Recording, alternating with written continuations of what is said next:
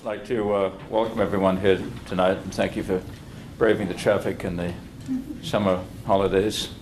And I'd like to thank Doctors Community Hospital once again for hosting the event, and Jeannie Alverstead in particular, who's and Saber, thank you very much, head of community relations.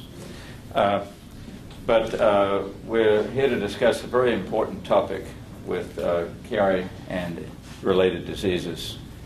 And it's long been known that there's a high failure rate with Chiari malformation surgery. And this is because, I think, as a group, we in medicine are missing a lot of the associated diseases, such as Ehlers-Danlos Syndrome and craniovertebral instability. But there's another condition that we've been missing, and we're very lucky to have Dr. Martin Weltz that I've been working with, and we have been identifying a series of hematologic disorders that can seriously affect patients in a very deleterious manner. So that we've had patients who are doing beautifully and then suddenly developed severe headaches, hydrocephalus, and stroke-like symptoms. And we believe that there's a subpopulation of patients with Chiari malformation and associated diseases who have these hypercoagulability and thrombosis of the sinuses and microthrombi of the venous system in the brain. This thought process on this is very nascent, but we wanted to start this conversation.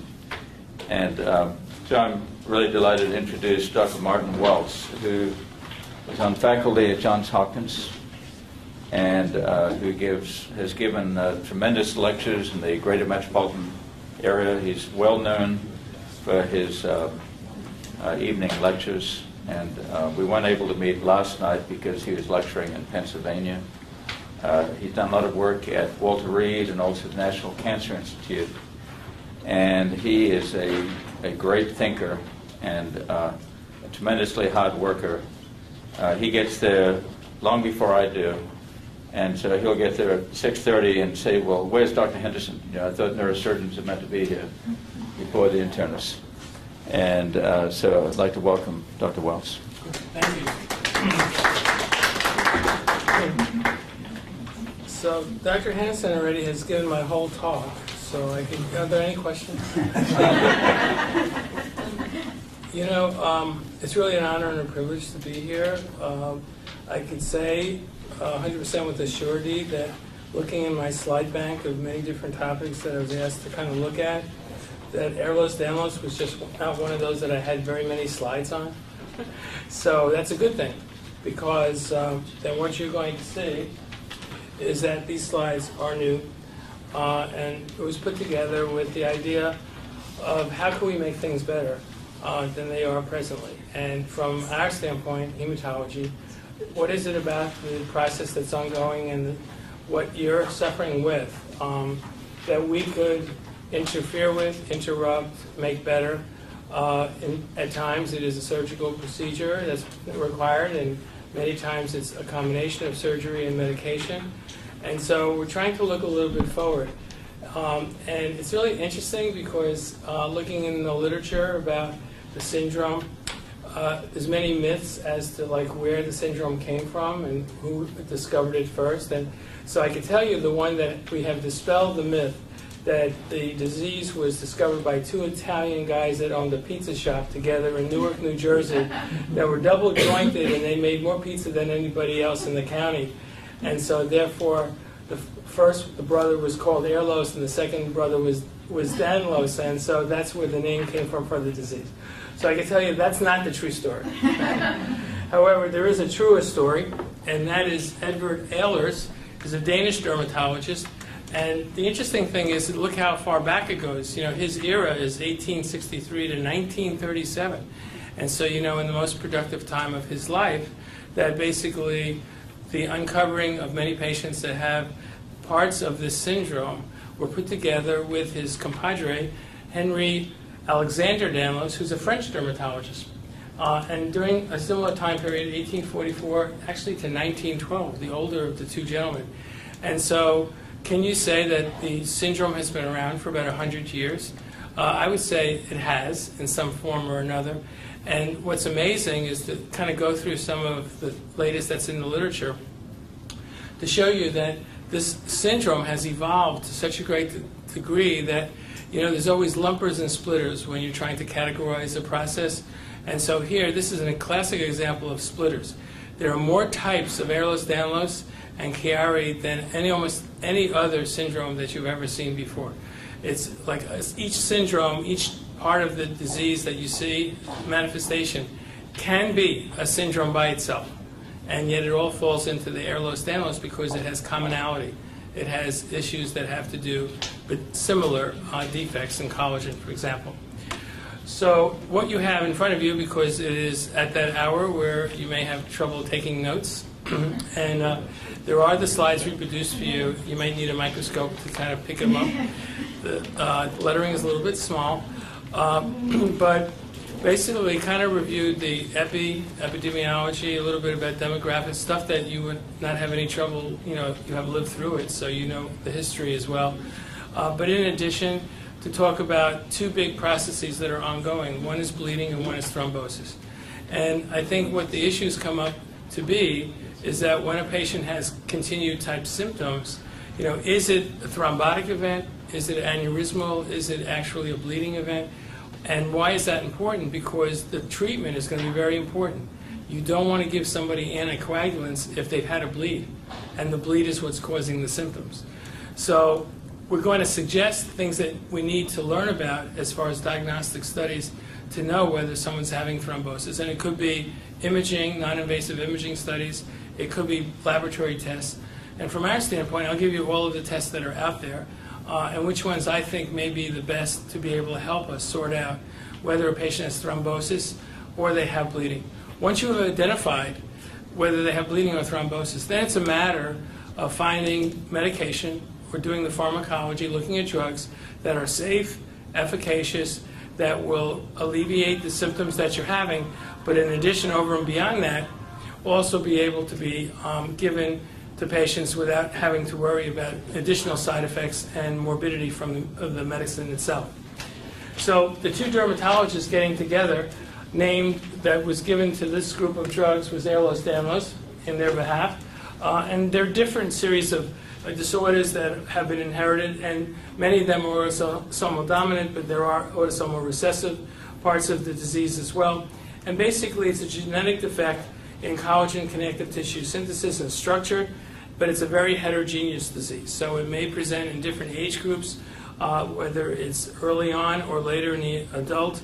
And I think one of the examples we have is, once we finish kind of the didactic stuff, there is a very nice review of a 27-year-old, a case that we have, which is from the UK, which talks about aneurysmal pathologic events that are occurring with this syndrome and the symptoms that were related and how the syndrome was identified and how it was taken care of. And I think at that point, when it comes into the surgical arena, where the patient had to have surgical intervention, then we would absolutely allow Dr. Henderson to chime in here and let us know whether, from his viewpoint, this case was managed appropriately, or if we today would do anything different if we had that same patient with us. So the process affects skin and joints and blood vessels. It causes joint hypermobility, cutaneous fragility, and hyperextensibility. And that's nothing that is new to you.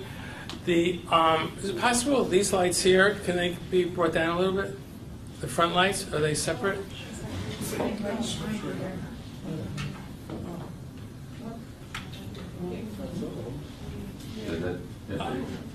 Yeah, okay. Can you see that a little bit better? So the collagen defects, believe it or not, now, as reviewing, there was 11, like a month ago, there were 11 different types. And then there's over 13 different types only in 1 month. So 2 additional types popped up in the literature that wasn't there that I was able to find a month ago. But significant is that the type 4 has decreased amounts of number 3 collagen, type 3 collagen. Type 5 and 6 deficiency gives you hydrolase issues and lysyl oxalase issues with modification in the enzyme system. Type 7 deficiency of amino pro collagen peptidase. Now, all that sounds like a lot of gibberish, but actually identification of some of these very crucial enzymes in strengthening and making collagen and making the substance in which your joints are healthy and you're able to have no symptoms at all and have great mobility. There are so many different ways that you can have defects in which you do not get a pure product at the end. And so the differences in the different types of disorders that you see is really based on either the pathophysiology of what's going on with the disease, the absence or partial absence of an enzyme, or it has to do with the structure, the final structure of the material that's made from the enzyme. Type 9, abnormal copper metabolism, there too.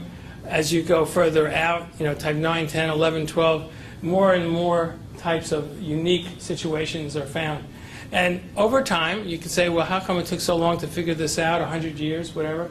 But when you really think about it, it's that the tools, the actual ability to be able to recognize what is missing, what is not, and having actually the tools of being able to do an enzyme study, to be able to identify something that's missing, partially missing, or they're actually in excess to, as compared to something else, is how they kind of define the different types.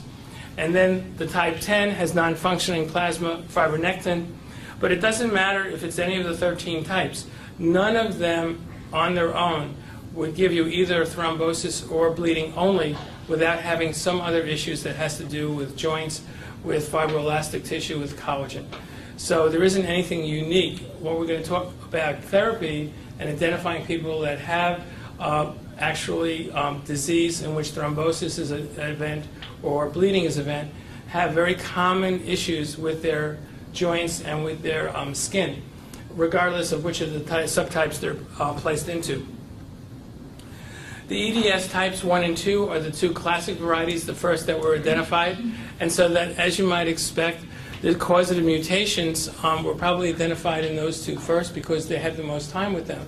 And then, again, it wasn't until 50 years later that actually the tools were available to be able to study these different enzymes and to study genes and to study gene mutations. So going down the road, we're going to talk about supportive care and medication that we could use to alleviate the signs, symptoms, and actually destruct the process that's going on at times. But absolutely, when you take a look at the last chapter of the book, it's going to have to do with gene therapy.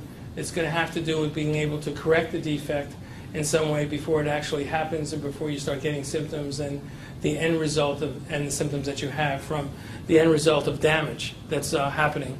So causative mutations, which were initially found and now better identified, the COL5A1 and A2 and TENASCIN-X genes are all implicated, and there's about 50% of these patients which have defects in the COL5A1.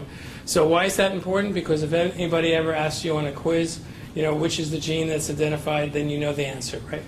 So, but like quizzes, when you do review courses and you have, boards to study for, the way they do it is they only ask the questions where that material was not reviewed in the course. Okay, so I just want to, trust me, that it happens every time. But most families with autosomal dominant EDS, a disease about 50% appears to be linked to the COL5A1 gene. And here too, it may be down the road a genetic interference, a gene therapy, something to correct something that you know about before it actually causes any damage in the patient. A significant portion of mutations result in low levels of messenger RNA from the mutant alleles. And so what it is doing is it's implicating not only the end result of what happens to collagen and fiber, but it also implicates that there is a genetic coding or miscoding that causes that end result to happen. And so that if you could identify where that is and how you could protect that from happening early on, then that may not alleviate and completely get rid of the syndrome, but it certainly would make the syndrome a lot easier to manage. Because as you know, for the most part, people in this situation have a normal life expectancy. So the idea is trying to work on as much comfort with the process as we can. Now here too, kind of interesting, You know, there's maybe one patient in 400,000, and some literature said one patient that's uncovered in 500,000 people that have this process that's ongoing, the syndrome. But yet, the last classification was already 1997, when there was actually a classification that was put forward to say that you shouldn't have to memorize all the different types. They all have like unique little things about them. But more so, the classic type is now the new nomenclature. So if you have type 1 or 2, you're lumped into a group called the classic type. If you have form 3, which also has unique differences in collagen, hypermobility type, the worst of the worst in this group, and I don't want to scare anybody, but it is a little bit more rough on vessels, on aneurysms, on bleeding, for the most part, is the vascular type, which is formerly known as type 4. Those that present with kyphoscoliosis and may have only that and maybe minor other issues with the disease process itself was called type 6 formerly. Now it's called, and it's easier actually to remember, it's kyphoscoliosis type. So as opposed to, well, type 6, what is that has to do with spine? You know, this is actually calling it by describing what the organ system is that's involved. The atherosclerosis type is formerly type 7, and here too it has to do with more severe joint involvement and usually large joints, but it could be small joints as well. And this is characterized by deficiencies of Pro-A1 and Pro-A2 chains of collagen type 1. It's a mouthful, isn't it? But think about being the biochemist or the basic science researcher that has to identify what is different about this particular material, this collagen fiber here, as opposed to what we consider normal. And being able to run the thousands of enzymes that are found and the different particles that make up protein, amino acids that make up these tissues, to be able to say that this is definitely what is causing the patient's symptoms and the disease process is really remarkable. And maybe that's why it's been 100 years to get to this point. Let's look at the other type, the skin type, which is also formerly type 7, characterized by deficiency of procollagen N-terminal peptidase. And then from that point on, all the other forms are considered other. So if you have EDS, then if you have a type 5, 8, 9, 10, there's so many common things about all of those types that they, at the moment, they put them into lump it as other. Will there be down the road that maybe type 5 and type 9 have more thrombosis, and possibly the type 8 and type 11 may have more hematologic as far as bleeding is concerned? So that may be, from a clinical standpoint, that may be very important.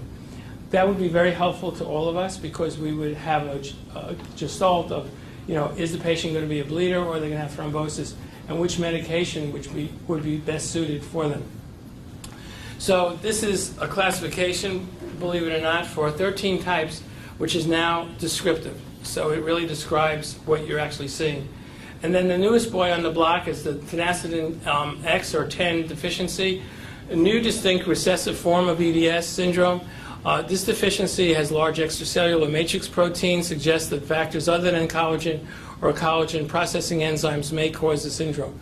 So it's kind of telling you that maybe outside the collagen area, there are other parts of bundles of tissue that are put together that hold your joints together, which are very, very important, but yet they haven't really been recognized as distinct entities away from looking at collagen fibers, collagen type 1, 2, 3, and what they have now identified. In this syndrome, there's only 8 patients that have been reported so far in the literature. Hyperelastic skin, hypermobile joints as characteristics of the disease process. They have easy bruisability, velvety skin. You see there's a lot of overlap between the symptoms and clinically what these patients have and what we recognize as any of the other types of EDS. None with delayed wound healing or atrophic scars. Some patients have congenital adrenal hyperplasia, mitral valve prolapse. And here, this is really probably the most important bullet, is that stroke, gut bleeding, and premature atherosclerotic disease or arteriosclerotic disease. So here, in this syndrome of then TENASCIN-10 deficiency, why that's important is because that is a link between using antithrombotic drugs and being able to control the disease or the thrombosis which occurs with many people that have the disease. So if you could identify these patients and know that they are likely to have thrombosis, it might be very, very important because then you could start thinking ahead of time as to what antithrombotic agents would be the safest for these patients, as opposed to being a bleeder. You know, if you know that you have the risk of bleeding, you don't want to give them all anticoagulation therapy. Anticoagulants you certainly don't like to use or would like to use Coumadin. But I'll show you the drugs that are out there, and I'll show you why you have to, it comes back to the diagnosis. You know, when a patient has a complication, or if a patient has a complicated surgery, which all of these are complicated surgeries, and you need to know, is it going to be an issue with thrombosis or is it going to be bleeding? Because your therapy, your medical management is going to be very, very much based on what is actually causing the patient's symptoms. Interesting enough, we got a call. The patient, I think, is it Schaefer, that is from Michigan? The hematologist called this morning and has the patient on Perdanda, has anticoagulation. He says that her symptoms have been pretty stable on this anticoagulant now for 9 months, that her headaches are gone and she's been doing really well overall, and wanted to know about, you know, changing over to Plavix and whether we should go ahead and do that. And so on one side, I'm going to tell you a little bit about Plavix and everything kind of that I learned about it, which I think it is a pretty safe and reasonable drug in this situation. But sometimes it's very difficult without a randomized controlled trial showing one drug is better than another. If you have a good observer and they say that for 9 months they're doing really well on this drug and they're not having any side effects, my inclination would be don't change the drug, because as soon as you change the drug, the patient will be calling tomorrow with a bleed or something, you know, something terrible is going to happen. So for the moment, I said, maybe we'll be on the hold position. And I said, we'll have a chat this evening. I'll talk it over and I'll get a consensus of everybody that comes to the meeting tonight from the patients. And I'll ask the patients what they think should happen with the patient from Michigan. And I'll let you know. So, I don't know, he laughed at me and hung up. Why did he want to change it to begin with? No, because it was our suggestion that one of the options might be Plavix. And so the patient brought that back to Michigan. Okay. You know, and he was being very, very nice about it. He went through all of her coagulation studies and, you know, and he said, this is how I feel, but I will change it if you want me to change, you know. And I said, well, I think for the moment, let's discuss it more. And since she's not symptomatic, you know, where she is with you right now, I would be, you know, feel more comfortable just to wait a little while until we kind of review more of the literature and see. And then if she does have developed symptoms again or progress while she's on, you know, the anticoagulant, then you have something else to go to. See, that's another, you know, so you don't want to lose all your options. So the epidemiology in America, we've seen cases 1 in 400 in this country. We've seen 1 in 500. So it's not really a rare disorder, you know, by any means. Shortening lifespan with type 4 only out of all of the types, and that is really gotten much better because the vascular type with the ruptured of large arteries, splenic artery, aorta, or perforation of internal organs is kind of the hallmark of this particular type. But it is present, but I wouldn't say it's the most common of all the disorders. Type 1 and 2 are the most common. So it does occupy a big portion of the disease, but I would say that anyone in the room, if you are type 4 or you have like partial transmission of type 4, then more than likely with modern, you know, picking things up, ultrasound, non-invasive procedures, that I would not say today that your life would be shortened, even with type 4. I mean, I can say that pretty sure. Type 6 is dangerous, very, very rare, and it also has to do with bleeding issues. Important that there's no racial or sexual predilection. So men and women are affected equally. All races are affected in same proportion. The early clinical features might be joint mobility, skin extensibility, scarring tendency, and it's usually diagnosed in young adults, or symptoms or some suggestion that there's something about mobility that is not right in the younger pre-teenage or teenager, and then usually in the 20s or 30s, symptoms become more obvious that there is some syndrome that's associated with all these symptoms together. So it's not something that you look at a rash and you say, well, that's Rocky Mountain spotted fever. Right? So, that's not that easy either. So what are the hematologic presentations? But those are obviously bleeding. So they're going to have some kind of hemorrhage. It could be a shearing effect, the loss of elasticity of vessels. It could be the friability of vessels in which you don't have control of the tautness of the vessel to be able to retain its structure, and so that it kind of melts into the system where the vessel, just like looking at it, and it's very fragile, and you'll have bleeding from it. So in order to predict, it's really very difficult, but these are the tests. If you were to say, does this person have a bleeding process ongoing now, or are they clotting? Most of the tests are very similar, whether they're clotting or bleeding, but for the bleeding diathesis, we like to use an IV template bleeding time, and there are some downsides to that, because what we're doing is we're making a skin nick on the forearm on a patient that has, right, that already has a few little things there, you know, nicks from previous unwanted, from IV sites and all, and a little bit poor tensile strength of their skin and some fragility. But still, you know, in experienced hands, you're able to appreciate, is it really going to be over 10 minutes or it's going to be less than 10 minutes? If it's over 10 minutes, what an IV template bleeding time tells you is that there is some platelet dysfunction. So it doesn't tell you about skin turgor, but it may be some false positives because of the nature of your skin. So I don't think it's, you know, 100% the best test, but I think it's a good place to start. So one would be your skin might be a limiting factor as to whether the test is valid. But the second, more important, is that if your platelet count is less than 100,000, your bleeding time will be abnormal. So you have a patient come in the emergency room and they have a nosebleed and they say, well, maybe von Willebrand's, whatever, but they have the type of von Willebrand's that has a 50,000 platelet count, and the first test the ER orders is IV template bleeding time. So here it is, 2 o'clock in the morning, and you know the words that are exchanged between the lab tech and the ER doctors at that hour. And so they do the test, and it's abnormal. But, you know, under 100,000 platelet count, you can have perfectly normal platelet function, just a low count, and you will have an abnormal template bleeding time. So that doesn't make a diagnosis for someone under the 100,000. It doesn't make a diagnosis of von Willebrand's disease. So I don't usually do it if it's less than 100,000, you know, to avoid that altogether. So I would do more sophisticated studies, von Willebrand antigen, and we do the ristocetin cofactor, and those are tests in our lab, which Dr. Elliott and the guys do a really good job getting it back within a day or so. So you really do have, you know, information right at hand.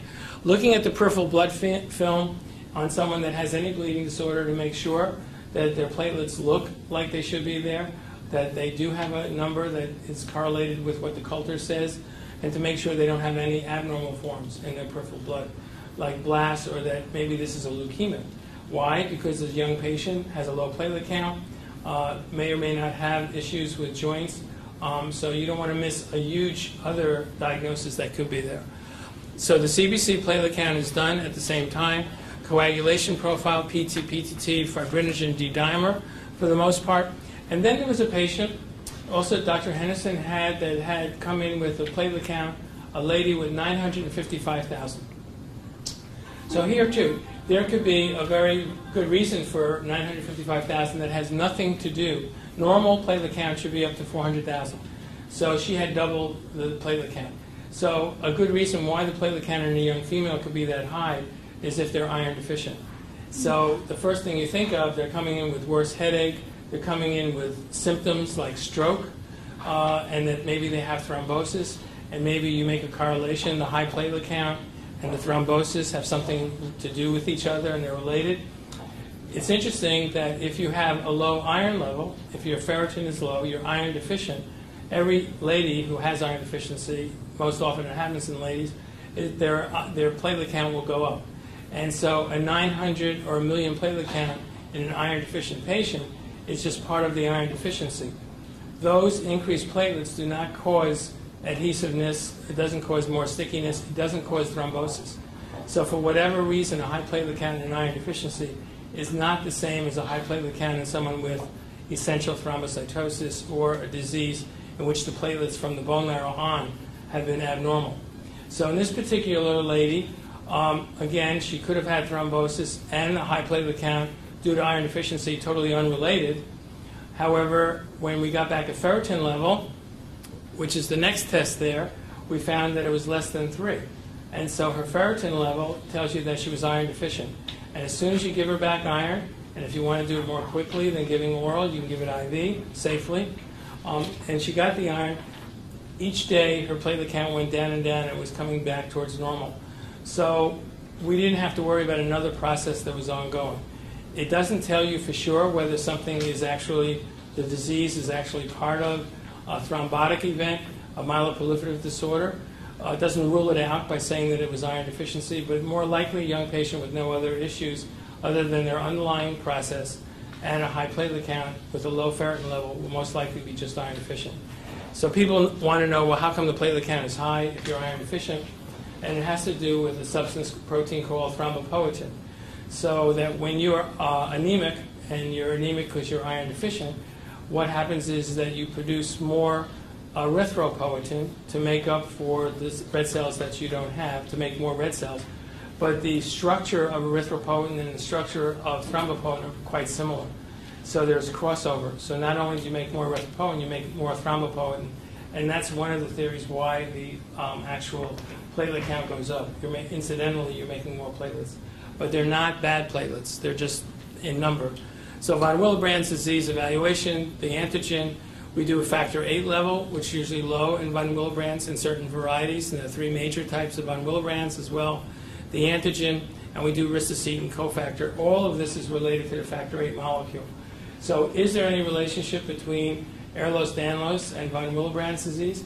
Well, I think people are starting to say that if you have bleeding diathesis, it is worthy of looking at the patient's von Willebrand screen because you may find that it is in some way related. So, and that's why we look at it, because there is different treatment for von Willebrand's disease in which you can control the bleeding very, very easily. And it does not involve, invasive type procedures. So basically that would be a start for what you would do for bleeding diathesis.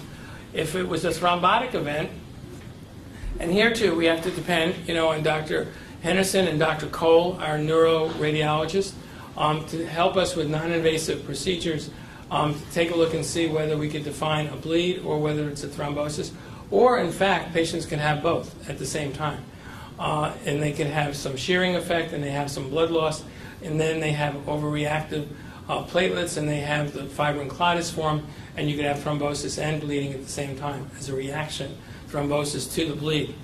So here it becomes more complicated. Thrombotic event, we would do the CBC platelet count, similar initial workup. We would do protein C, protein S, anticardiolipin antibody. This is called the thrombophilia workup.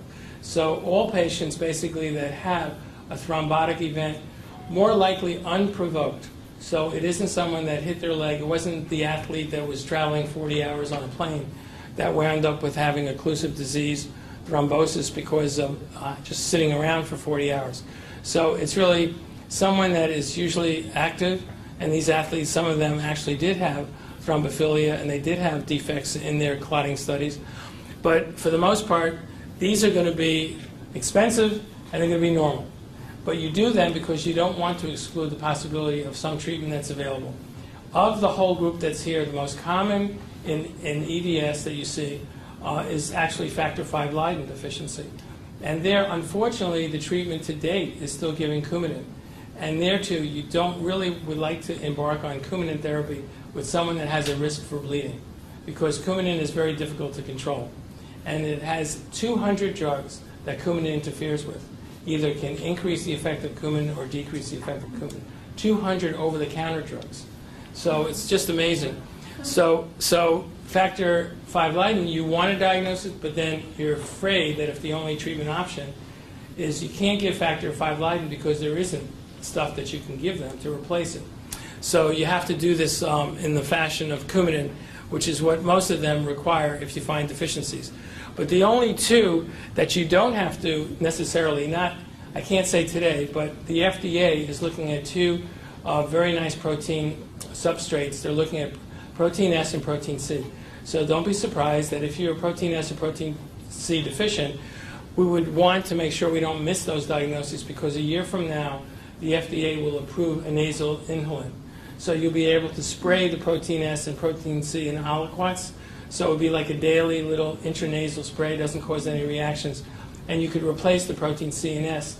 So if you're an Ehlers patient and you wind up having a thrombotic event and you're protein C or protein S deficient, the most simple thing to do is to give back the protein that you're deficient in, you're not at the point of gene therapy and try to correct it in de novo, but you can be able to later on in life give the drug back. So maybe a year, maybe 2 years from now, the FDA is going to approve a nasal inhalation of protein C or protein S. So that would be a home run to manage that defect.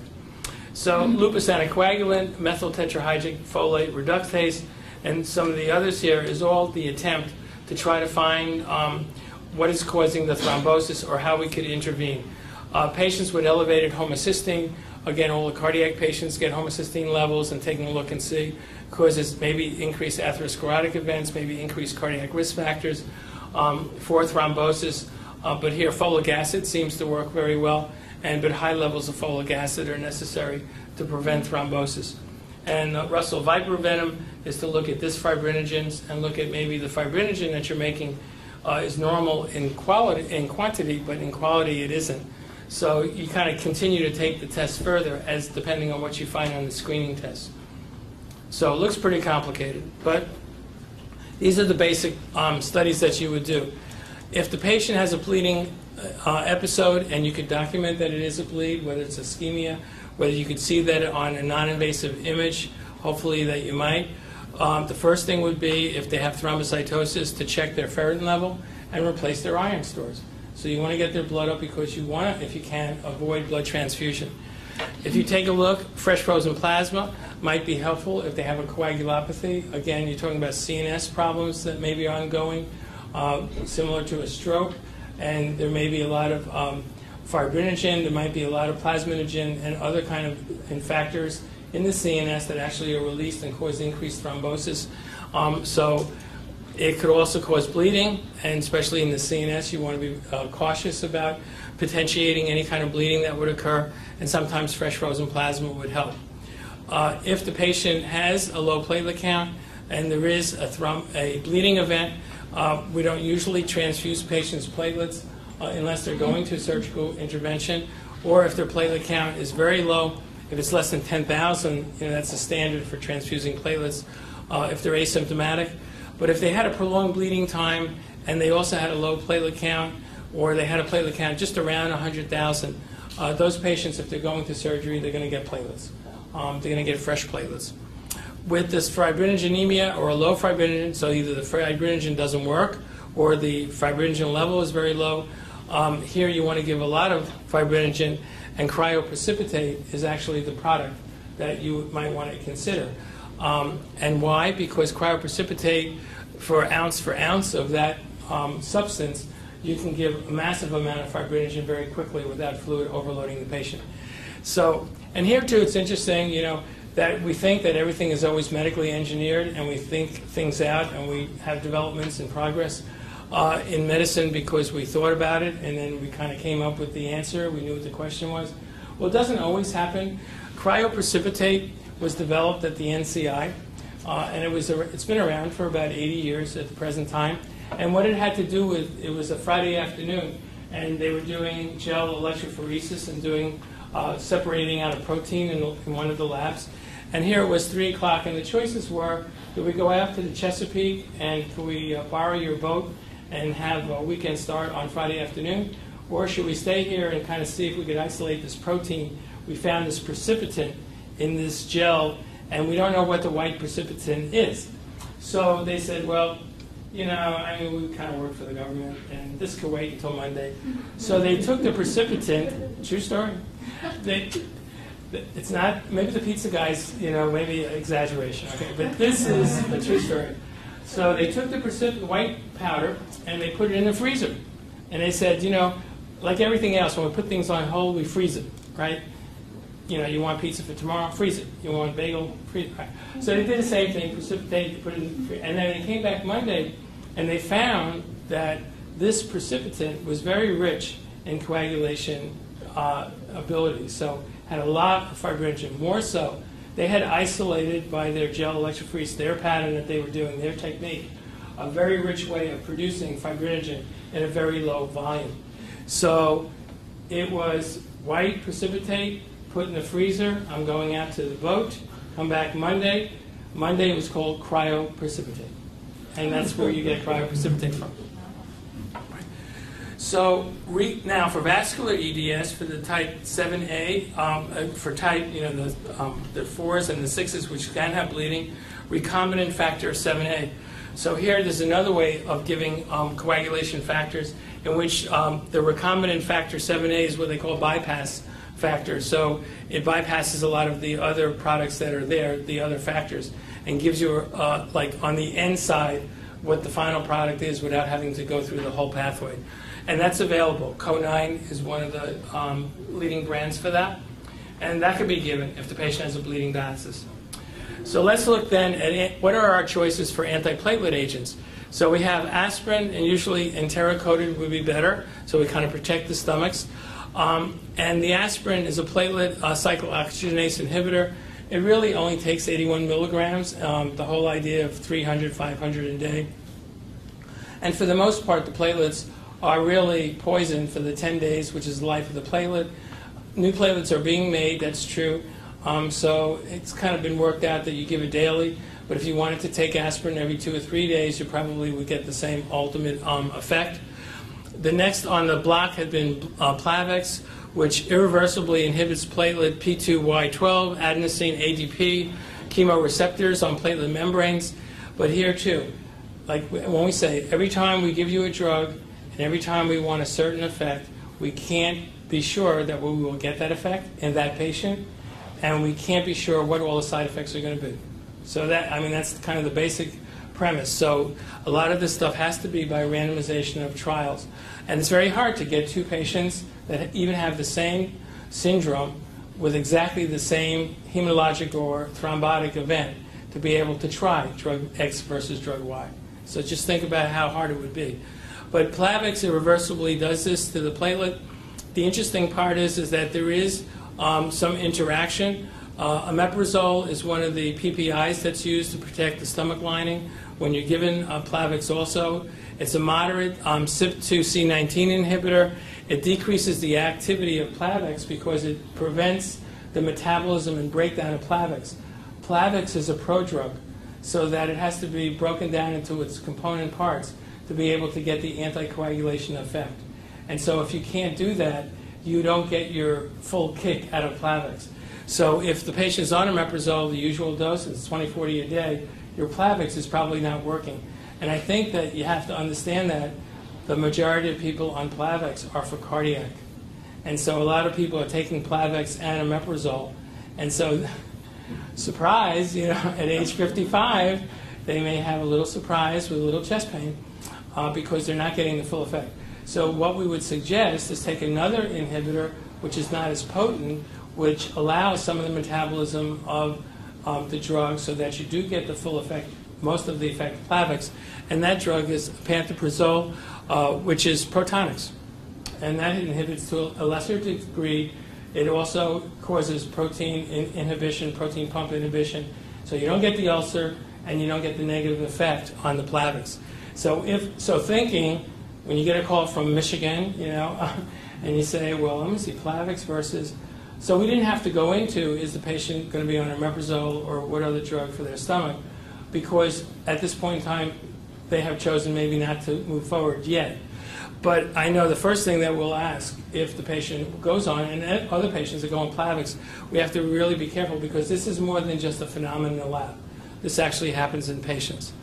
And then the other drug that's out there, which is another kind of crazy, who thought of this idea, is called Agrinox. And Agrinox is another drug that's being used, like prevent stroke, the elderly patient. It may have some help in preventing dementia, all kinds of touting it as being a great drug. Remember that dipyramidol, actually, the dose of that drug that was given, or Prasanti, has really been 75 milligrams twice a day. That's the way it has its antiplatelet effect. And so for this capsule, they decided to put 200 milligrams of dipyramidol in the capsule, which is more than the dose of, and that happens often, that the drug company just puts in a little bit more. What's the difference, right? They certainly don't want to put in less. However, what they do is they say, we want to put aspirin with it, so you only have to take 1 pill a day, or 2 pills, as opposed to taking aspirin separate and dipyramidol separate. So, but why would you choose 25 milligrams of aspirin? 81 is the low dose. Well, someone is not reading, you know what I mean? But this is an engineered drug which is thought of. Well, how would you say, even if you gave 2 pills a day, that's 50 milligrams of aspirin, it may work, but I don't know the data that looks at platelet function and 50 a day. I know what 81 looks like, see? So, but that drug is out there, and as Dr. Henderson pointed out also, it is very expensive. So there you have to really take that into consideration. It doesn't help that if you can't afford it. You know, the drug may be the best drug in the world, but if nobody can afford it, then, I mean, who's going to use it? So let's look at the therapies for thrombosis now as far as IV or sub-Q. So heparin has been the stay-all. That's the drug of choice, theoretically. Binds to enzyme inhibitors, AT3. It's activated, inactivates thrombin eventually, and it interferes eventually with 10A. So in factor 10A is both in the intrinsic and extrinsic pathway. So we always look at the PTT when we're looking at heparin effect.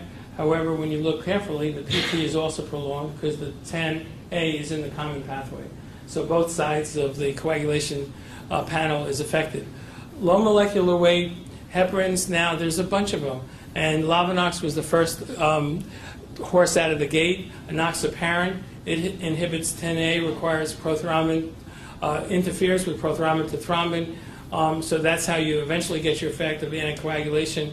The nice part of Lovenox as opposed to heparin is that you don't measure any levels except for anti-10A. So there is a twist. If you're obese, and of course that's nobody in this room, myself included, but if you're obese or you have renal failure or renal insufficiency, and you give any of the low molecular weight heparins, you do have to measure factor 10A levels.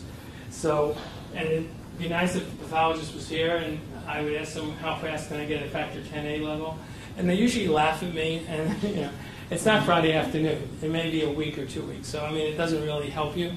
But you may have to measure in about 20% of the patients, even though they're low molecular, you may have to still measure their coagulation panel, just factor 10A. Dalteparin or fragment was the second one that's out there. It also binds AT3 and factors eventually that interferes with thrombin. Arixtra is the new boy on the block that's been around for a year now or more. And people like Arixtra because of easy dosing. It's easy to give. It's sub-Q, but it's like one dose fits all. Everybody loves that. You don't have to measure any of the anticoagulant, the schema for coagulation. The trouble is that as you go, can you imagine, as you go from the early on low molecular weight heparins to the most recent, the price goes up. Now, that wouldn't be a surprise. So if you were to give Lovenox for 1 month, that's 30 injections. If you just gave it once a day at 1.5 milligrams per kilo once a day for 30 days, that cost is $3,400. That's for Lovenox. If you take a look at Fragment, it's $4,300. The next drug. The next drug, Arixtra, is over $5,000 a month.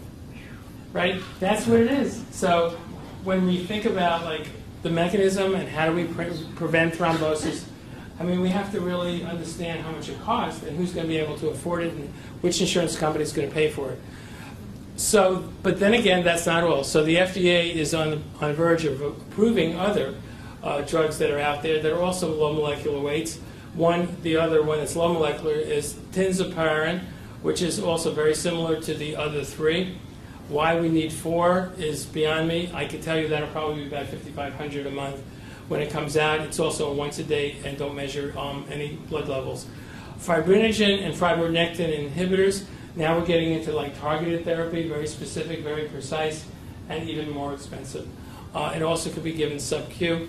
And then the cannulogin modulators, which is another whole new class of anticoagulants, which will probably be out there before our lifetime is over. And our lifetime will be over when we see it's $10,000 a month, because then we couldn't even write it for anybody. So let's look at so those are IVs and sub-Qs, and let's look at what's out there for PO, anticoagulants. So Coumadin is like, again, the first. Now remember, I'll just tell you the difference. So let's say a patient has 5 milligrams a day of Coumadin, and so they take 1 pill a day, and you're real careful about all the other drugs they're on.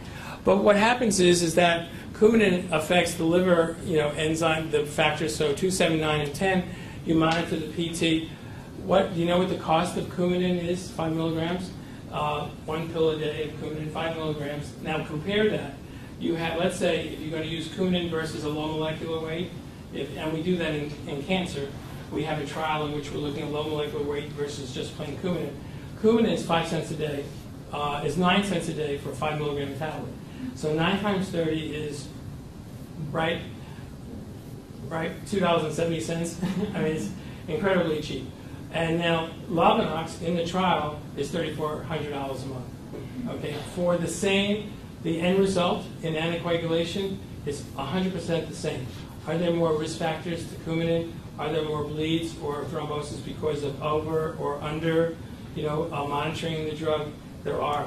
But look at the difference. It's like 20, 30, 40 times more expensive. So you have to take those things into consideration. But Coumadin was the first out. And then Pradaxa is really popular now, and it's given orally also. It's a competitive direct inhibitor of thrombin. And so the catch here is two things. One, Pradaxin is good because you don't have to measure the pro-time. There's a fixed dose, and pretty much you're in the ballpark at the fixed dose. There is no anti-10A, and there's nothing else you have to measure. However, Pradaxa is FDA labeled for atrial fibrillation. So, and that's what I was explaining to the hematologist in Michigan. I said, what if the patient has a bleed while they're on Pradaxa?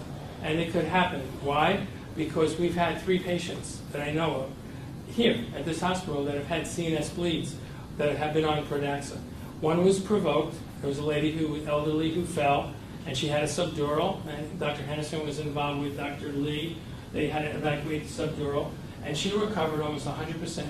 There were 2 other patients that kind of came in, like by way of on the way to shock trauma. They kind of came here, said hi to everybody, and kept on going to shock trauma. But those 2 patients were on Pradaxa. They were on the right dose. Everything was perfect, except neither one had atrial fibrillation. They both had DVT or pulmonary emboli. And people were trying to get away with not having to monitor. So what is going to happen in a court of law that you have used a drug off-label and they get an adverse event? I don't want to be there. So I think it's really, something that you have to know about. And that's what I said to the hematologist in Michigan. The only concern I have, which sounds crazy, is that I'm really happy she has no symptoms. She's doing really great. But you have to document that in this patient, this is the only drug thus far that has kept her symptom-free, and she understands that she could have a bleed. I mean, you have to write that, over and over. I mean, it's just the world that you live in. Prevent thrombosis, atrial fibrillation, and the same. Apaxpan is the first one, pending FDA approval, is very similar to Pradaxin, and it is only approved for atrial fibrillation. It's in Europe, and it's on its way here. And the second drug, the other band, is also only for atrial fibrillation. Now, in atrial fibrillation is much more common. The drug companies look at it and say, well, hey, that's a bigger market than Ehlers-Danlos Syndrome and thrombosis of any other variety. So let's go for the big label, atrial fib. So it's great if it works. I'm not opposed to using it, but I would have to really counsel everybody and get in consent forms. And I would want to do the best for the patient, but I wouldn't want them to turn around and say that I was really negligent, and then I didn't explain to them that there was a potential of bleeding, even though we're not monitoring, especially we're not monitoring. So 2 other issues, thrombosis therapy options, non-anticoagulation therapy. So what other things do we have up our sleeves? So for for type 6, very interesting that oral vitamin C, 4 grams a day of vitamin C, has prevented thrombosis in a small study, small group of patients.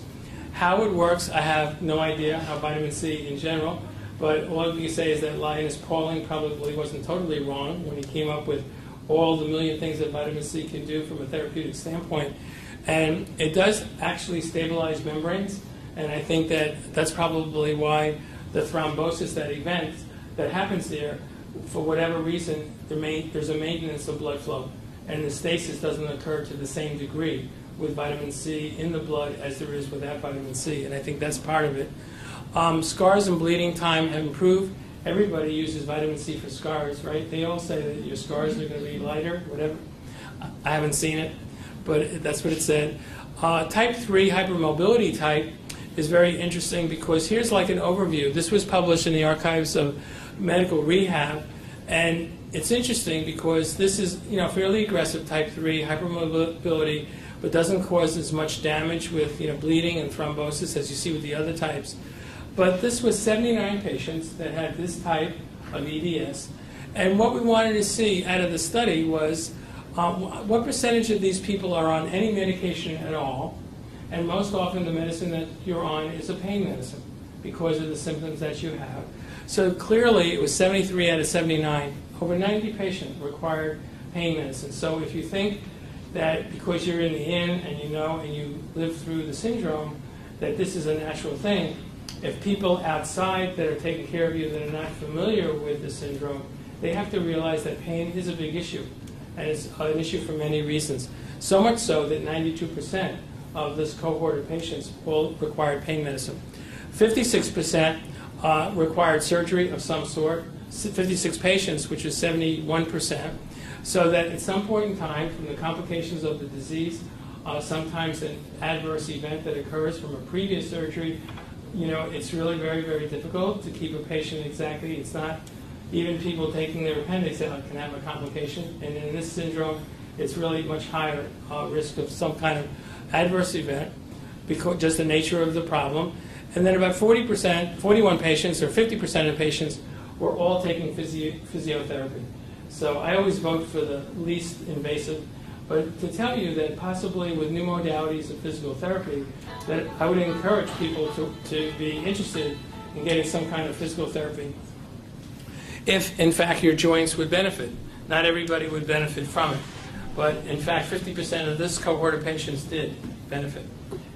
So this is the part on role of statins. And so maybe I'm going to pause here just for a second because this is the only part that Dr. Hennison was interested in. It would be really nasty if I went over and said, oh, you missed it. Can I ask a question while you're paused? No. Yes, you can. Thank you. What if somebody runs just a slightly high platelet count all the time? Like Okay. 480 or 500 in that Right. range? Does that mean Okay. anything? So if, let's say, no, it's a really great question because I think I know the answer. So I think if you run a moderately elevated platelet count, what are the possibilities? Number one, if it's a lady, more often than a male, then it may be iron deficient, but it may not be a very high degree of iron deficiency. So in other words, your ferritin level, which normally would be 60 to 160, may be about 30. It wouldn't be less than 10. Right? So you would just correct, first thing, just correct the ferritin level by giving iron. And you may start with oral iron if they tolerate that. If not, give intravenous iron. Get that ferritin level to 40 or 50 and see what the platelet count is. That would be the first and most benign step. The second would be, is this part of a myeloproliferative disorder? So is this that the bone marrow is just producing too many platelets? And if it is, then is it a possibility that these platelets can cause damage? That you have too many platelets and you can get a stroke? But people that have high platelet counts are at risk not only for stroke, but they're also at risk for bleeding. Because too many platelets can either cause coagulation of the blood faster and cause clots, or the platelets at a high number, at 1 million or greater, if they're abnormal platelets, they interfere with each other. So you can get bleeding from a high platelet count. But at a level under 1 million, most often neither of those are going to happen. Okay? So, and if you wanted to know whether a patient had a myeloproliferative disorder, meaning that they had, you know, a malignancy or something that's causing the high platelet count, very simple, like doing some of the mutational type tests, which are blood tests. You do BCR-ABL, a JAK2 inhibitor. You do a B12 level LAP score. There's like 4 blood tests. Any of those positive, you win the golden ring. Most people will not be positive. Yeah, but that is a good question because it really has a lot to do with thrombosis. But people don't realize that if you have too high a platelet count, you grow up bleeding. So that's a big issue, right, with that. Great. And yes. Good question, too. If you're told that you need to take iron pills and you go into the drugstore, and when I look at the Fiasol stuff, there's two different types. What's the difference between the Carbinal and the other one? I forget what it's called now. Yeah, I call them cheap and cheaper. Because what happens is I'll tell you what's a mistake, and it's not a mistake, but iron sulfate, the old formula, which is 3 times a day, you have to give it more often. Basically, no matter how much iron is in that pill, your body can only absorb 10% of it. So the more iron in that pill, the bigger kick you're going to get from it. But you also may get some epigastric pain or discomfort, if you take larger doses of iron.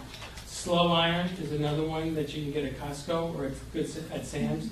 And what happens is that slow iron, it gets released beyond the point where there's no absorption. So it gets released into your system where there's no place for it to be absorbed. So it passes right out in your stool. So taking a ton of slow iron a day is not going to bring your blood count up if you're iron So you're saying one slow, right? So slow iron the slow iron doesn't work. Iron sulfate would be okay, but it's 3 pills a day to be able to get 10%. So it comes in 325 milligrams. So the most that you can get out of that is 32 milligrams a day. Most women, when they're iron deficient, are iron deficient in the range of 2,000 milligrams of iron. So multiply it out, 32 milligrams times how many days without bleeding would you have to take the iron to be able to get back to 2,000 milligrams? I think, I've always bought the one that says carbonyl iron, but I don't know the difference between the two. So. Well, the only thing you look at is the amount of milligrams. So there should be a number on the bottom, 60 milligrams, 320, whatever. And which are you saying? It shouldn't be less than 325. That should be the minimum. Okay. That's very important. So, but then it's been found that vitamin C increases the absorption of iron.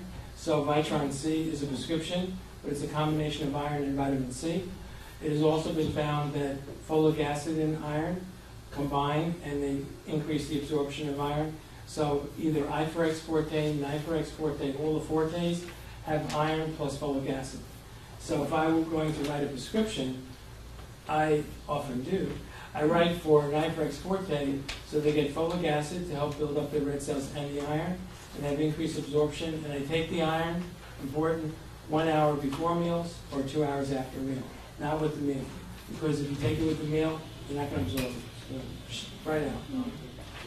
Basically, the role of the statins in general, and looking at Lipitor as maybe an example, as one example of possibility of how the relationship is between thrombosis and actually the use of anti-lipid drug, where we could use a drug for another reason.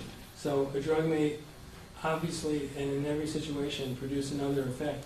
Sometimes a good effect, sometimes it's not a good effect, but if you can get a second or third benefit out of a drug and use it for another indication, pharmaceutical companies are delighted, but patients are delighted because there's one less drug they have to take if their disease covers a couple of different areas. So this was kind of a review. It was really interesting because it was done also in a very large study with several hundred patients and looking at the role of statins in cardiovascular disease, which is the indication for statins, and there's 1 million of them that the cardiologists use, and they have their own preferences for one reason or the other. But basically, the statins decrease cholesterol biosynthesis in the liver and initiates the decrease of the HMG-CoA reductase, which is an enzyme, subsequently will lead to a decrease in your LDL cholesterol. So for the longest time, people never knew how to spell cholesterol until they identified cholesterol as being the bad guy, and then all of a sudden weight reduction and all kinds of medication came out to get your cholesterol down. Then it was identification of high density and low density that maybe not all cholesterol is the bad guy, that some cholesterol is worse than others. So the statin was actually, in the literature, the first targeted therapy in actually drug therapy, because it is targeting for a certain target, which is to produce a certain effect. And that's to try to get a decrease in the LDL cholesterol, which is incriminated in the process of causing atherosclerotic disease, plaques, and being able to eventually get thrombosis. Only one caveat that goes with this is that we had a neurologist here locally that actually passed away from cardiovascular disease a little bit prematurely, but after being given Lipitor, actually it can dislodge atherosclerotic plaques that are in the coronary arteries. So that he had maybe 40 or 50% occlusive disease. Maybe he wasn't a candidate for stenting at that time, whatever criteria the insurance company made up. But whatever it was, they felt that he really didn't have a surgical indication or was decided to treat him with medication. And actually, when he had a repeat catheterization after he arrested, and it was right here in Greenbelt, it was right here in the in a suite of offices while he was seeing patients. He kind of went out of the office and he had a cardiac arrest. And it was because he went from a 50%, 40% occlusive disease to nearly 100% that he dislodged the plaque.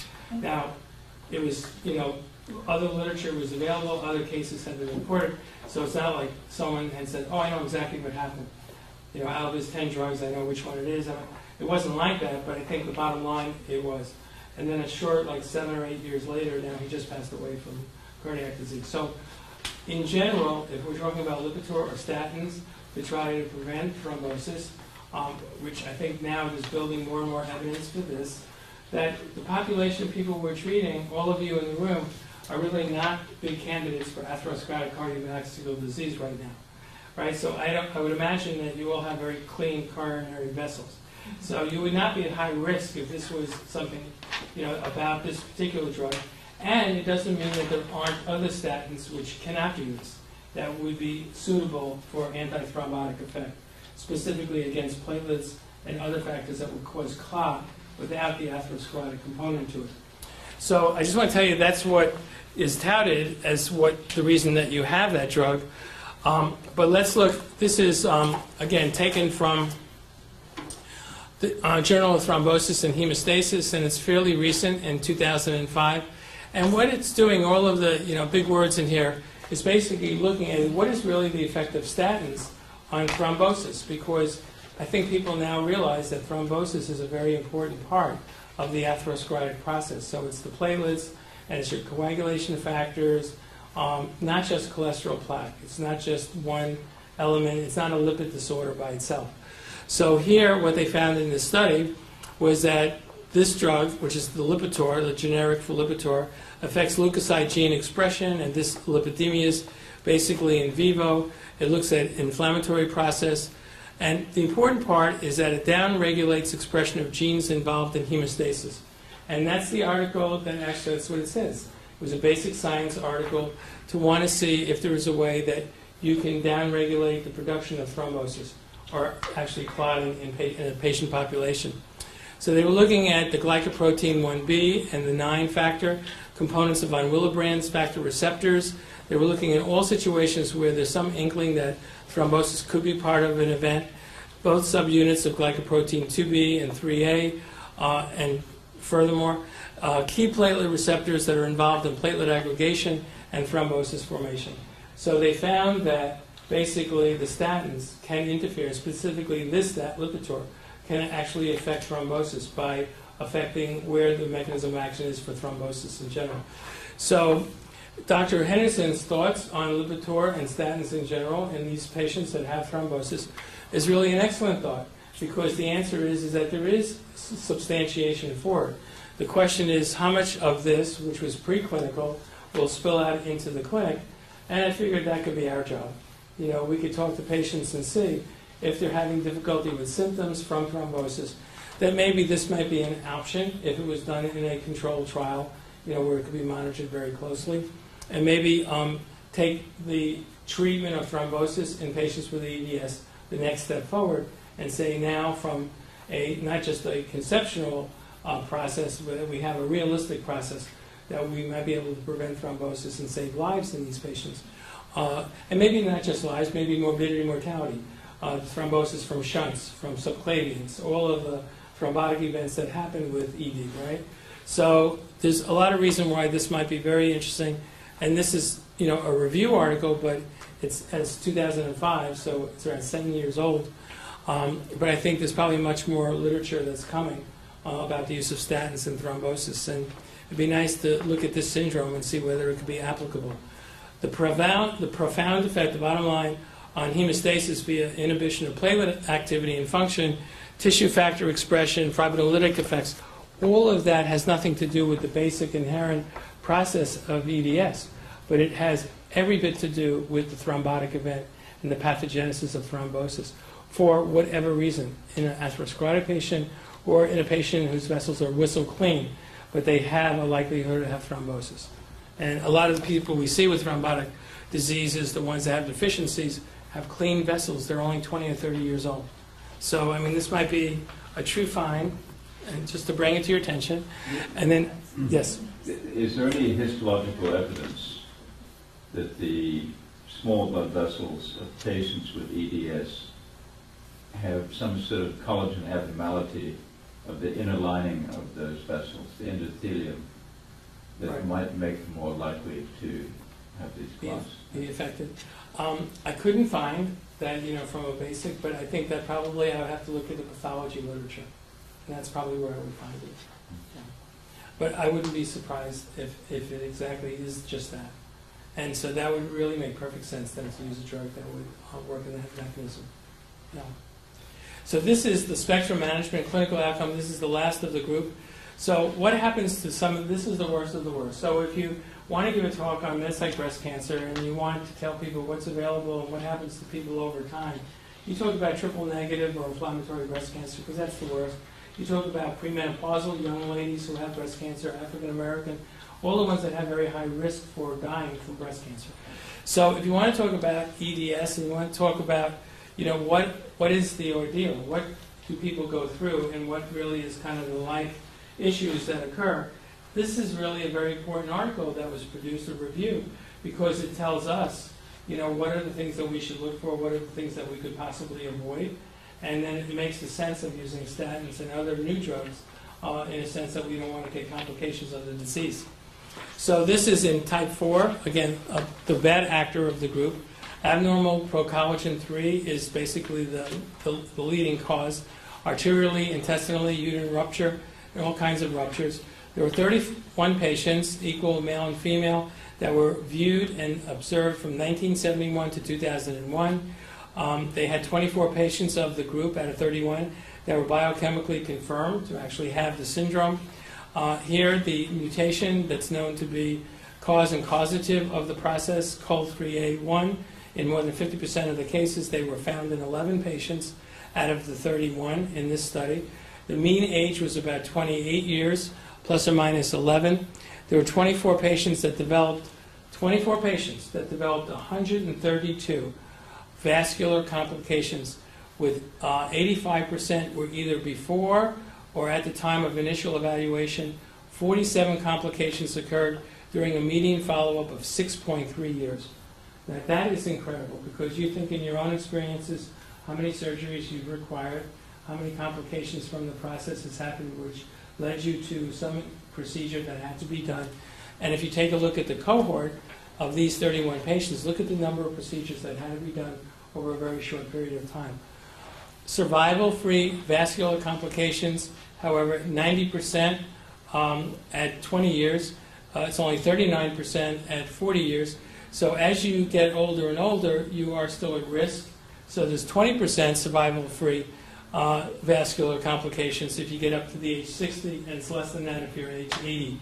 So again, this is over a time, it's a lifetime, but what is not said here is that it is not the disease itself, with all the complications that are treated and all the attention that's paid to underlying process, has not shortened anybody's life, for the most part, except in that very unusual splenic rupture or some, which you probably have a risk of a spontaneous rupture of a spleen on an equal basis as probably getting into an accident on 495 going home in this kind of traffic. So, it's not very, very common. But just to tell you in this process what happens. 15 patients underwent 30 operative interventions for vascular complications, and these are the interventions. And they're all familiar to you. You may have had one or two of these yourselves. Arterial type reconstructions, and maybe doing shunting or whatever procedures that are needed. Simple repair of a ligation or a coil embolization. 2 patients required splenectomy. There was abdominal decompression, nephrectomy. These may be related to complications of a thrombosis, and then an organ had to be removed because of infarction. But this is a lifespan of 30-year experience of a total number of 30 patients. So that's an awful lot of surgery. Yeah. But I think that's part of, but this is, again, of the 13 different types of EDS, if that's what it is at the moment, this is the worst of the 13, and this is over a long, long period of time. So, and that's why we talk about developing new drugs for thrombosis, developing new drugs for hemorrhage, because we want to change that 30-year complexion. We don't want people to have to undergo more than what their disease is going to make them undergo, and then support them through whatever it is. So then this article briefly is a review of a patient. I don't know, do we have time? Sure, yeah. Okay. So this is was more recently published. This is in 2008. And here too, this is from Cambridge, from Dana-Farber and Harvard Medical School, where they thought it was just fascinating that there was one patient that had as an example, this patient had a lot of complications and issues, which is quite similar to what most of their patient population had. So if you turn to page 2, the second side, it starts off with case report. 27-year-old man presented to the emergency department complaining of 1 week of severe headache and neck pain. The headache was intermittent stabbing pain localized to the left occiput. That's the left side of their head. The headache was intermittent stabbing pain. Now, no one get a headache right now, okay? This isn't power of suggestion. If you want to take your Percocet, go ahead. I won't tell. Localized at left occiput. The intermittent pain was superimposed on a constant dull left-sided headache and neck pain. The onset of head and I'm getting a headache. Just read. The onset of head and neck pain occurred while the patient was working at the computer. He denied antecedent strenuous activity, no Valsalva maneuver, or no pressing down on his abdominal cavity. The pain was only partially reduced by applying pressure to the area by taking over-the-counter acetaminophen or Tylenol, aspirin, or caffeine. And I find also that an old drug, Percocet, is the new, and whatever next generation beyond Percocet is very helpful. But actually, Fiorinol, which is an old remedy, which is similar to acetaminophen, Fiorinol comes with codeine. So you can get Fiorinol with 1 grain, half grain, quarter grain of codeine. And I find for headaches or cephalgia, head pain for whatever cause, actually Fiorinol number 3 works really pretty well. And it's not quite as addicting as using Percocet or stronger drugs. So it's something that you might wish to try, and hardly anybody's allergic to it. So the patient denied fever, nasal congestion, nausea, vomiting, photophobia, no numbness, no weakness, or previous history of headaches. The patient smoked tobacco, denied alcohol, illicit drug use. His past medical history was unremarkable. Family history, notably, his father had hypertension, who died at age 47, and that was due to a ruptured abdominal aortic aneurysm. Okay, so that is a tip-off. There's something there. 47, he has no right to die unless he had trauma. So but it was atraumatic. On physical, this 27-year-old male was afebrile. He had a normal heart rate, blood pressure of 159 over 127, normal respiratory rate, oxygen sat. His height was 5 feet 8 inches with a body mass of 20.83 kilograms per meter squared, which is fairly normal. Heart and neck exam was normal. There was no temporal artery tenderness. They were looking for temporal arteritis and looking for cords in the temporal area to see if there's any vasculitis in the patient. But there wasn't. Palpation elicited reproducible pain in the left occipital insertion at the trapezius. It's in the neck area. The skin was warm and dry, no rash, no laxity, or noted thinning of the skin. His cardiac, pulmonary, abdominal exams were unremarkable. His neurologic exam revealed clear and fluent speech.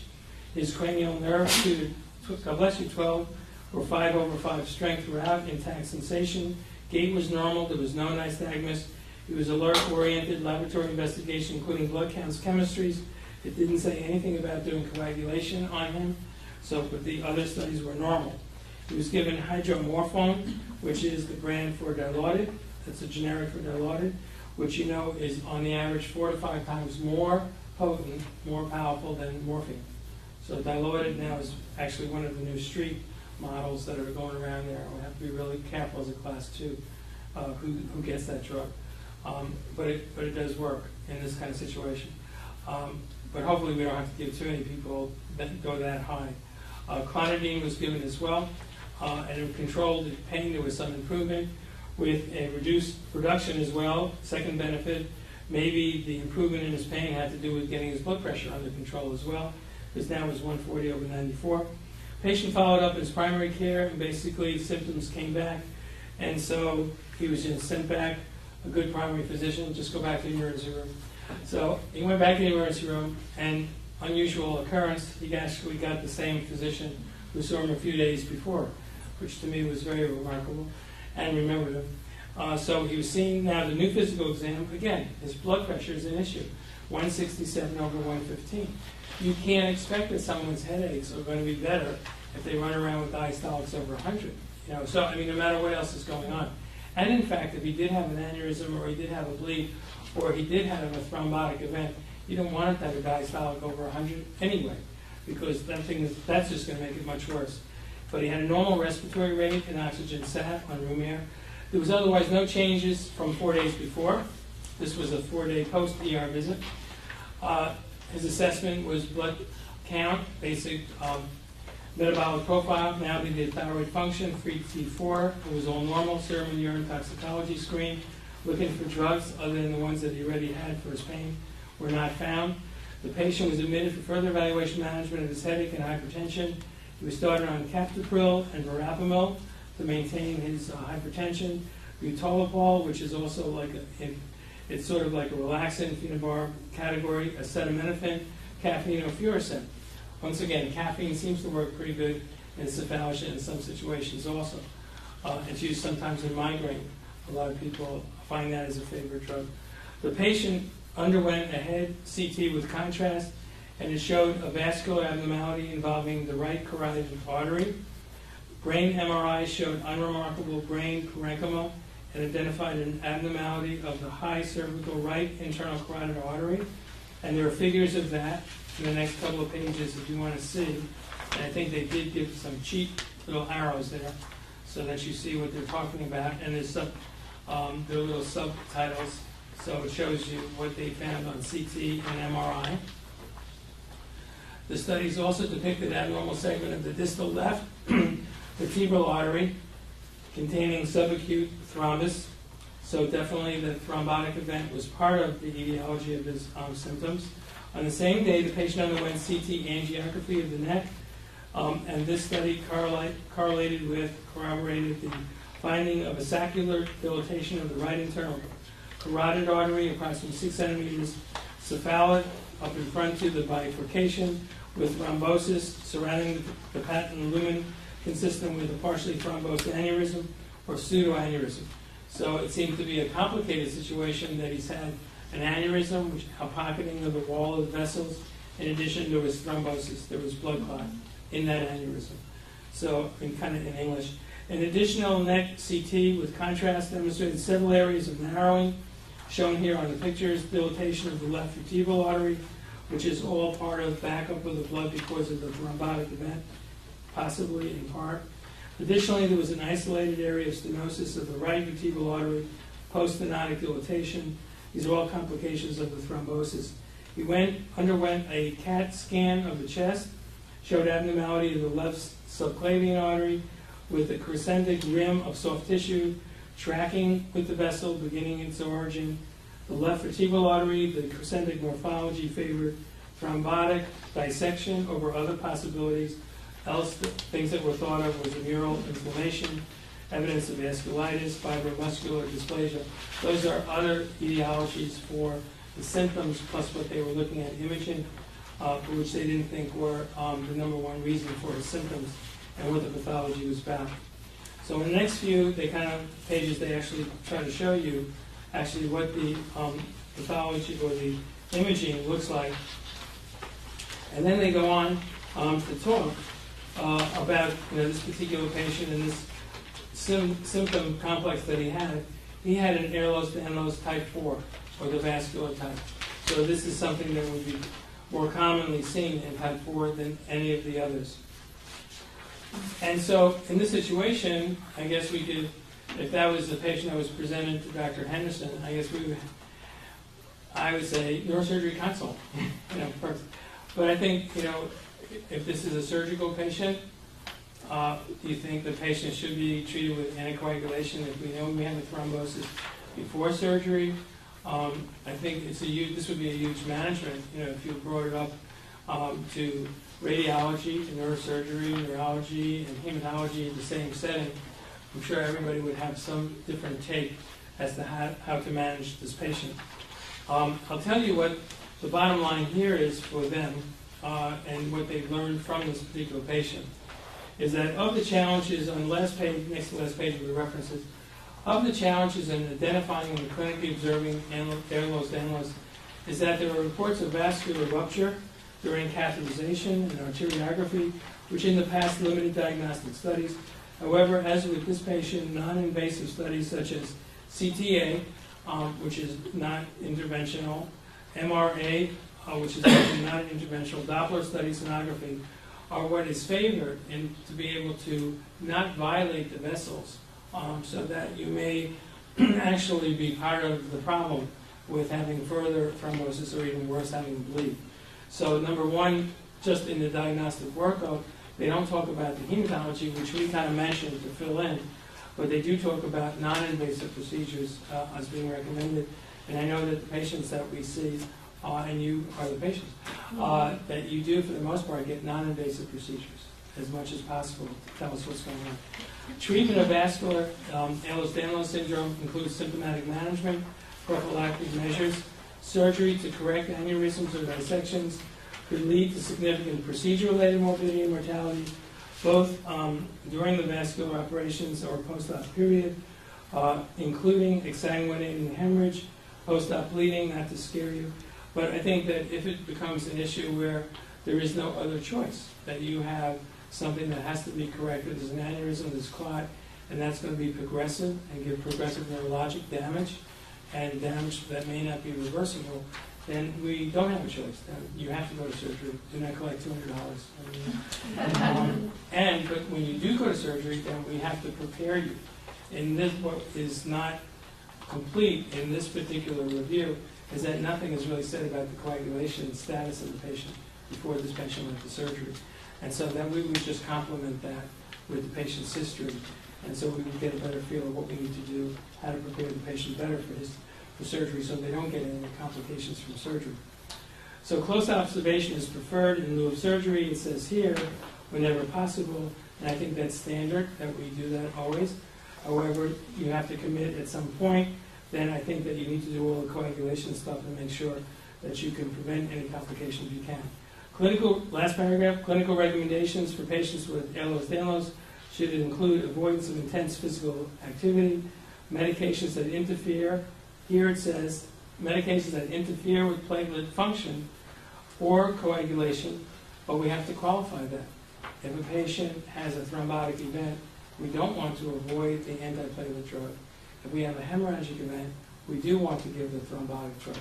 So I think this is where we kind of differ, and we take this 2005 review to bring it up to 2013 and say that I think we are knowledgeable enough to be able to decide and discern which category the patient is in before surgery so that we can do whatever needs to be done with no or as minimal risk to the patient as possible. So I kind of differ as to their final conclusion, but I think this may be written by a different jurisdiction than the hematologist, and if they would allow us 2 words here, we would have probably filled up 5 more pages. So that's why they didn't ask us. Hypertension, I mean, the key, hypertension should be well controlled. I mean, that's the memo through the whole case, that the hypertension was never controlled.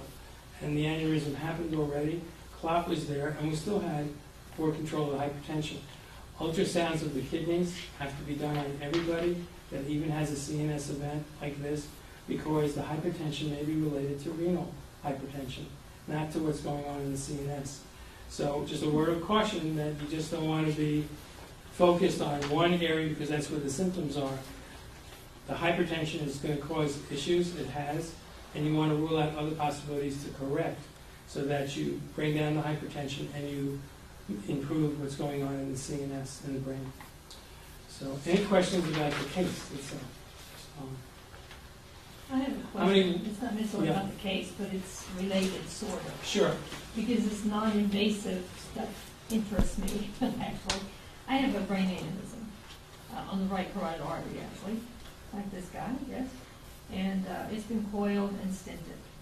And periodically, I've had an angiogram. So can I get the same kind of information with one of these non-invasive things as I get with the angiogram? Well, I think, to be honest, in your situation, it may be a little bit different, and Dr. Henderson can help us. Okay. But I think that in a complicated situation where you've had a couple of surgeries, that I think that I would start with the non-invasive. However, if I had any question as to whether the grafts were open or whether there was thrombosis or whether you had small hemorrhage, I can't say that, not all the time, but I think on occasion, if you had symptoms I couldn't explain on the non-invasive, we may have to recommend doing an invasive procedure. I don't know that I've ever had any symptoms necessarily from the aneurysm. It was just found when they were doing some stuff related to the Chiari. Right. But, and I don't think I've had any since I've had it fixed. But But periodically, they have me come back and kind of check. Okay, so But I we like checked, the you mean, non-invasive idea. what, you mean checked with an angiogram? Yeah, with an angiogram. You know, I think that would be a matter of, level of comfort. If you had no symptoms and the last set of angio, invasive plus non-invasive was good, I think it'd be based on someone's experience, really, how often you should repeat any of the It's still studies. getting a little blood supply, and that's why they check it, I think, periodically. But I kind of like the Wanna study this non-invasive later?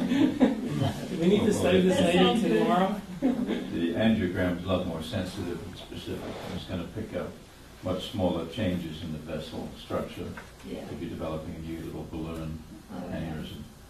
But I suppose it's possible to maybe intersperse your angiograms with an MRA or something, if you're really averse to the angiogram.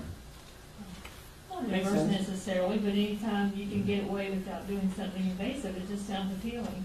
Well, when you say that you have it periodically studied, like how often do you have an angiogram? Well, I was having them like every year or so, and then the last time I went, I wasn't supposed to, because it was done in 2008, Yeah. and I wasn't supposed to have to go back for 5 years, but then because it was having a little activity, they told me to come back in 2 years, so the 2 years will be up in March. But I don't really have any, if I have any symptoms, I don't know it, so. Yeah. Dr. Weltz, you've seen a number of patients now with EDS and done extensive testing on them. What's your feeling about the presence of vasculopathy or coagulation disorders in the EDS population? And I think almost all the patients you've seen have been either classic or hypermobility type. Yeah. I think that there is, it isn't a large percent, but I would say at least 20 or 25, a quarter of them actually do have some abnormality in the coagulation to suggest the potential for thrombosis. And what we've done is we've done exactly the same tests on every patient, and we used exactly the same lab in every patient, so that we'd be able to take all of the information. We use GenPath, and all of the studies are done exactly the same way. And if it's a preoperative, and if they require anticoagulation therapy, and at some point after surgery, or they're doing well, and we don't feel they need further anticoagulation, we wait a month, and then we repeat the thrombophilia workup after surgery, and see whether they would require preventative antithrombotic therapy. So, and I think it's something that we have to kind of put all of the information together, all the patients together. We have all of the lab that we did on them, but it's all done from the same place. But I don't think that we're ready to, if you take a look at the number of patients that are here, we're talking about overall very few patients, and then they're not all the same type. There are some mixtures there. So to make a definitive statement, we could get away very easily by saying that there is a suggestion that the coagulation cascade is part of the underlying syndrome, and that it should be looked for. And that we are further looking at more patients that have this, and try to make a definitive statement as to who should be screened, what they should be screened with, and how they should be treated before and after surgery. So we have to kind of be a little organized. But I think that the literature would be very receptive. And do you think it's wise for everyone with EDS to be taking aspirin a day? Yeah. I don't see that where aspirin 81 milligrams conventional dose puts anybody with EDS at risk for bleeding. Except for, I have to just say that the vascular type, I think I would say every type except the vascular type. Right. Only because probably it doesn't have any issues with the vascular type, but if that's the patient that has the splenic rupture, and that's the patient that's on aspirin, I'd have no control about stopping the aspirin in time. They already have been on it, and their end result might be much worse by keeping them on aspirin. And then I would be asked, well, why did you put them on the aspirin?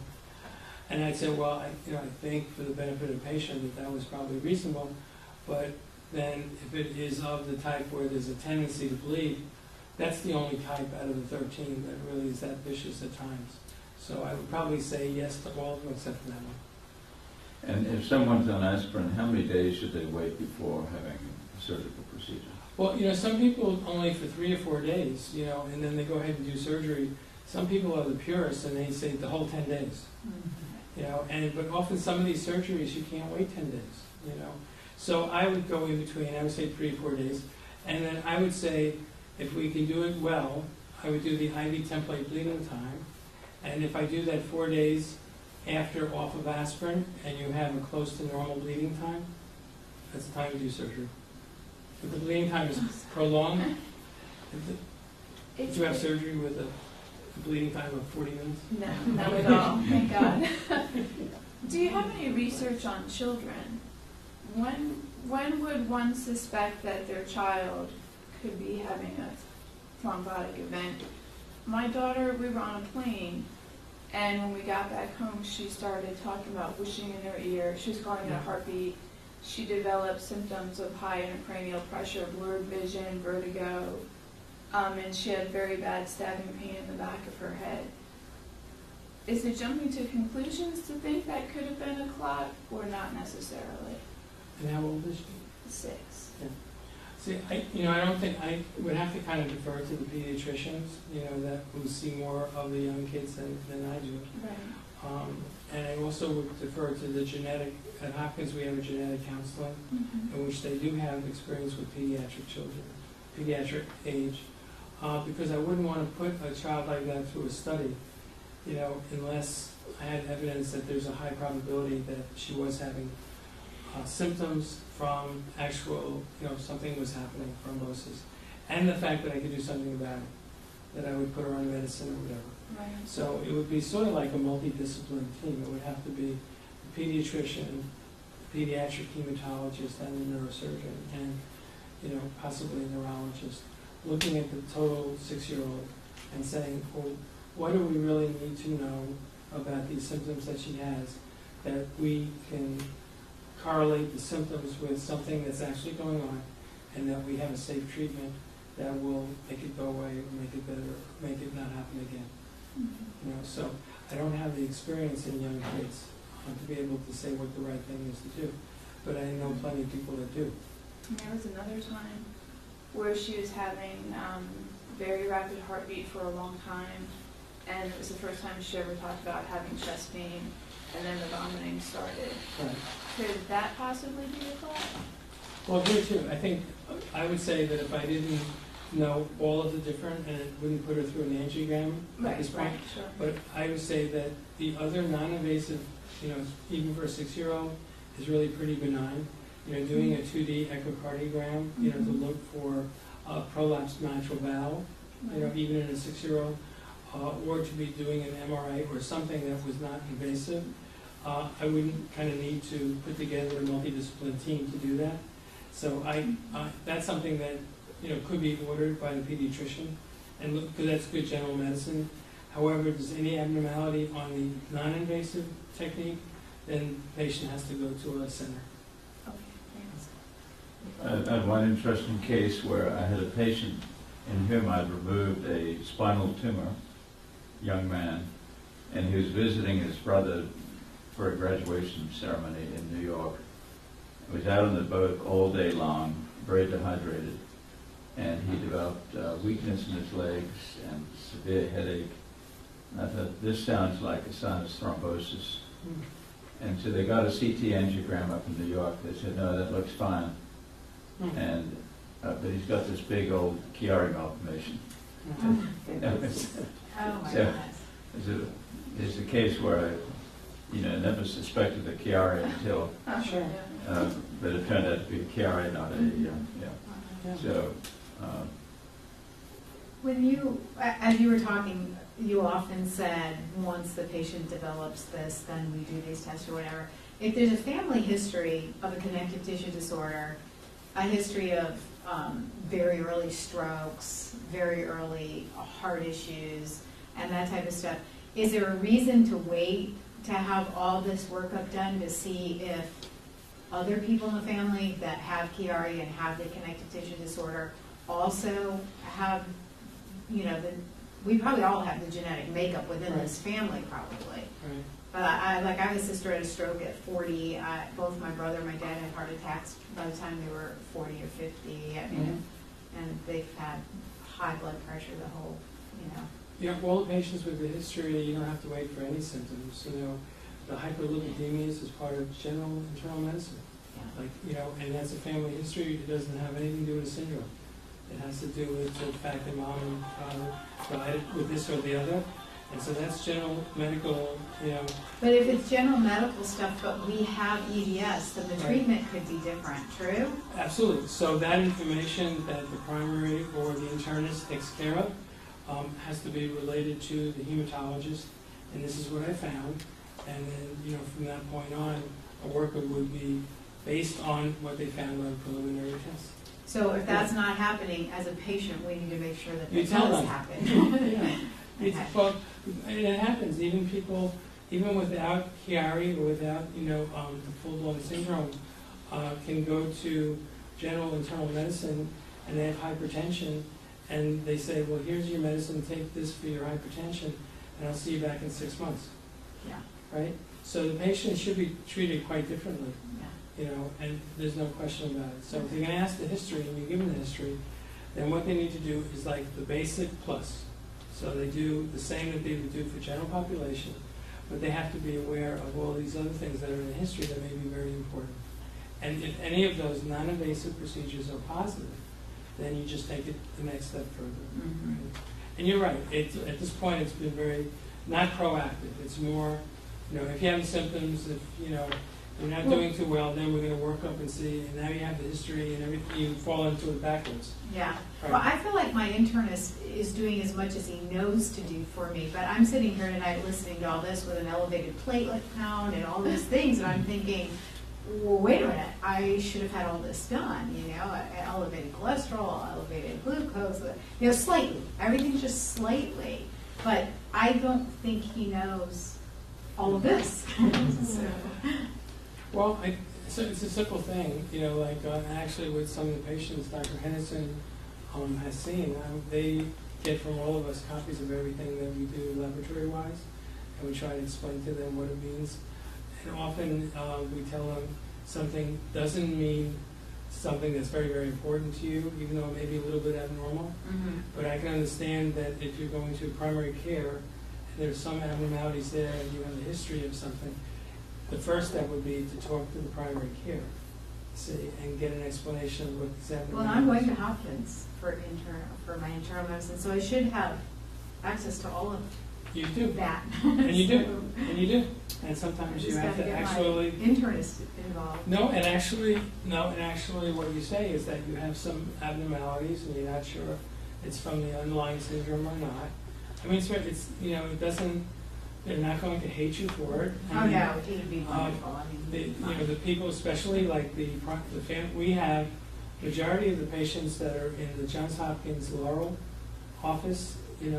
Those patients are all seen by us, and so I can tell you that they refer the patients.